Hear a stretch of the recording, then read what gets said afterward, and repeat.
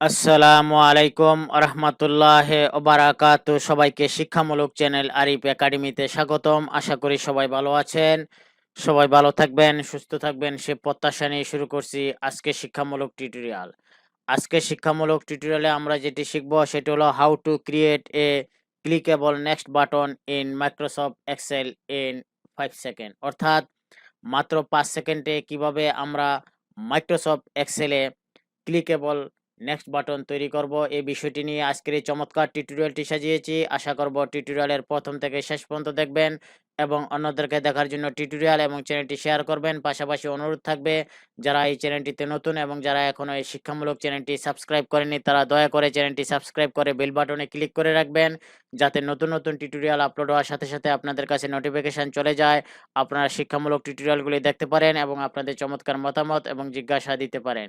তো চলুন শিখে নেই how to create a clickable next button in Microsoft Excel in 5 second.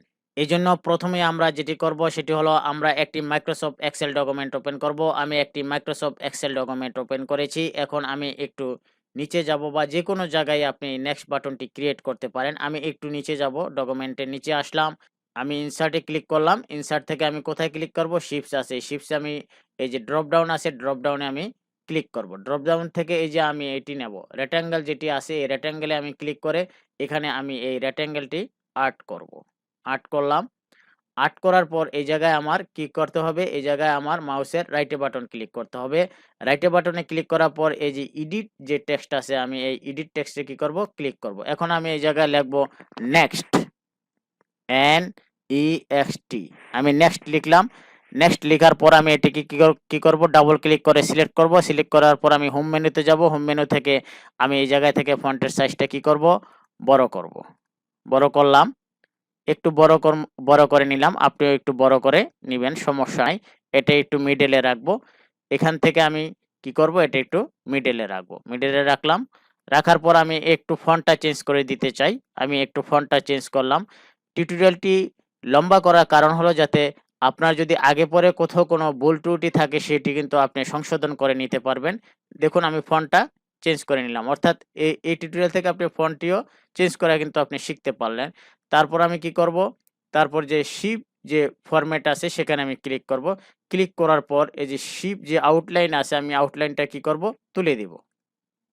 আমি আউটলাইনটা তুলে দিলাম। এটা হলো আমার সৌন্দর্য রক্ষা করা। আমার কিন্তু মেইন কাজটি হলো যেটি, সেটি হলো যে আমি কিভাবে নেক্সট যে বাটনটি আছে আমি সেটি তৈরি করব। এখন আমি কি করব? এটাকে সিলেক্ট করব। ক্লিক করলে এটা কি হয়ে যাবে? সিলেক্ট হবে। এখন আমি কিবোর্ডের কন্ট্রোল প্লাস কি একত্রে প্রেস করব।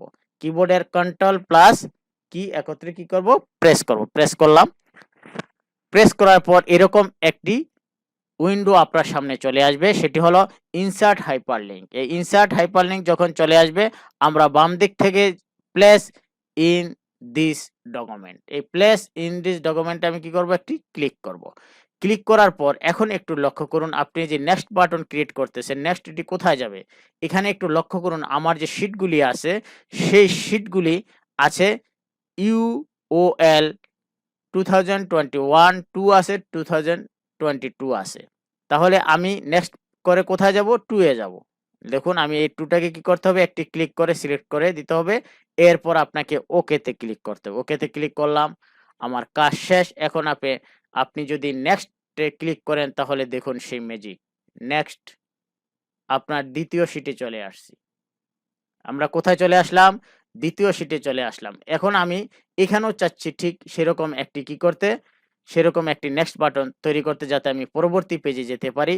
সেজন্য কি করতে হবে? সেজন্য আমাকে ইনসার্টে ক্লিক করতে হবে। ইনসার্ট থেকে আমাকে শিপে ক্লিক করতে হবে। শিপ থেকে আমার রেক্ট্যাঙ্গেল যেটি আছে সেটি ক্লিক করে এখানে আর্ট করে দিতে হবে। আর্ট করার পর আমাকে মাউসের রাইট বাটনে ক্লিক করতে হবে। তারপরে এডিট টেক্সটে ক্লিক করতে হবে।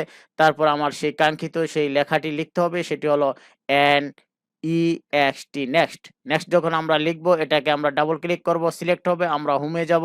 হোম থেকে আমরা এখান থেকে ফন্টটা একটু চেঞ্জ করে দেব, 36 চেঞ্জ করে দিলাম। এরপরে আপনি আপনার সুন্দর মতো এটাকে সাজিয়ে নিতে পারেন। বড় করতে পারেন, ছোট করতে পারেন, ডানে নিতে পারেন, বামে নিতে পারেন। আপনার ইচ্ছা অনুযায়ী আপনি সব করতে পারবেন। আমি শিপ ফরম্যাটে গেলাম। আমি শিপ আউটলাইন থেকে আমি আউটলাইনটা নো আউটলাইন করে দিলাম। এখন আমার যে কাজটি করতে হবে এটাকে সিলেক্ট করতে হবে। এর আগে আমি আপনাদেরকে দেখিয়েছিলাম কিবোর্ডের কন্ট্রোল প্লাস কি প্রেস করে। এখন আমি দেখাবো অন্য একটি প্রসেস, সেটি হলো আপনাকে ইনসার্টে ক্লিক করতে হবে। ইনসার্টে যখন আপনি ক্লিক করবেন তখন আপনাকে লিঙ্কে ক্লিক করতে হবে। ইনসার্টে ক্লিক করার পর এই যে লিঙ্ক আছে সেই লিঙ্কে আপনাকে ক্লিক করতে হবে। ক্লিক করলাম, এরকম একটি উইন্ডো চলে আসবে। উইন্ডো থেকে আমরা যেটি সিলেক্ট করব সেটি হলো প্লেস ইন দিস ডকুমেন্ট। আমি এই জায়গায় ক্লিক করলাম। ক্লিক করার পর আমি এখন কোথায় ক্লিক করব? নেক্সট যে 2022 সেই শিটে আমি এটাকে কি করলাম? ক্লিক করলাম। ক্লিক করার পর আমি ওকেতে ক্লিক করে দেব। আমার কাজ শেষ।